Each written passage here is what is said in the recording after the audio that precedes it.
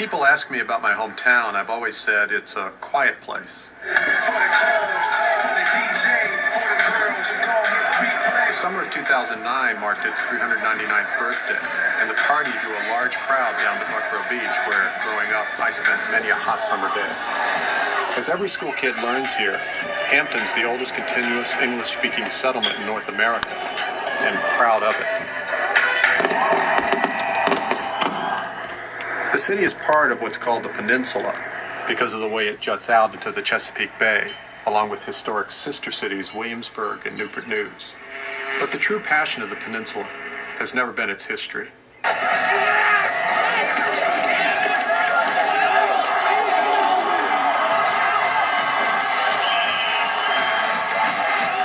From stars of my youth like Leroy Keys through those that followed like Hall of Famers Dwight Stevenson and Lawrence Taylor, some of the greatest high school athletes in recent years hail from the peninsula. Ronald Curry, Michael Vick, and of course, Allen Iverson. From the age of about 0 till about 5 or 6, he lived right here. With grandma and mom and the brothers and sisters and the cousins, it may have been 14 people living in that house. This is what they knew they had to do to keep a roof over their head, so. That's the man right there. Great picture. Yeah, it is. It's like he said, practice. Practice. Not to me, you know that. What was he, 10, 11? 13. Was he 13? Yep. Chuck ain't never been big, man. Walk in the hardware store, pick up the smallest nail in there, and try to bend it. Can't do it. It's tough. That's Allen Iverson. He was skinny as a doorknob. He was not very large at all. But he was our leader, and he wanted to win more than anything. We were playing in the 92 regional final game. Allen tells everybody, they kicked that ball to me. I'm going to get another touchdown. I'm going all the way. Sure enough, 11 seconds and 80 yards later, he's going over the goal line with a touchdown.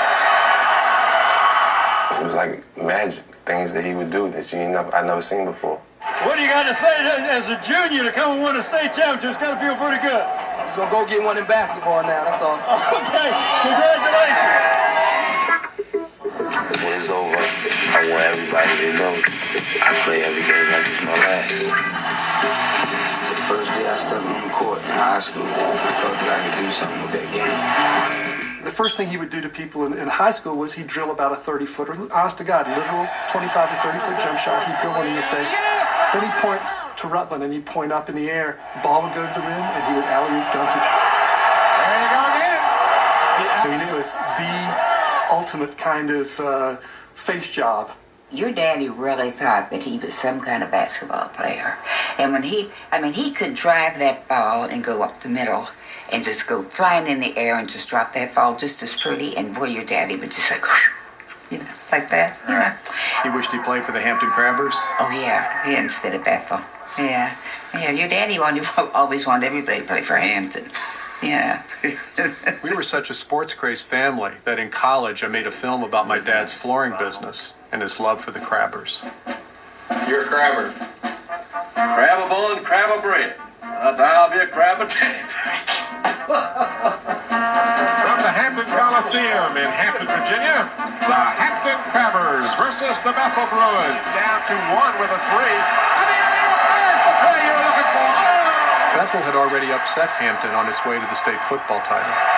Now Iverson led the Bruins over Hampton's basketball team that was ranked number 1 in the state. And they couldn't even hold high school games in regular gyms because he was just that big. Look at the crowd here, Tim. He took on a golden child image.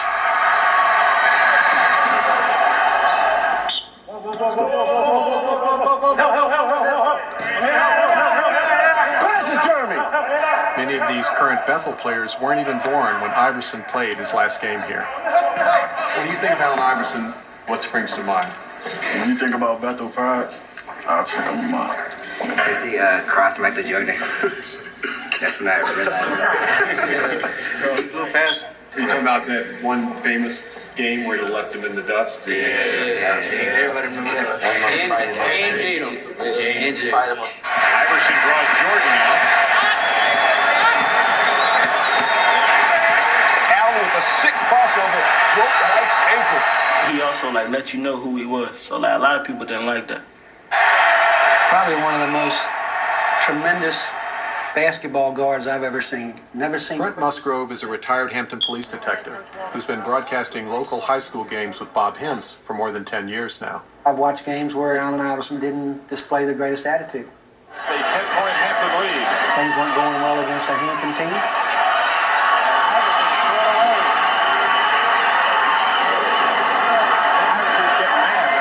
And he got an attitude. The coach pulled him out. And I was sitting right at the end of the stands, listening to him cuss out his coach and cuss everybody else out. And he had words with the coaching staff. His bravado, his sense of arrogance, if you want to call it. He developed this personality that I'm better than you. I got to be better. I can't be average. This is Bubba Chuck. Didn't get it to go. It was a hard foul. If I was in a war, I would want him in my fossil. And that's the last thing that we need to have. But he might get both of us killed.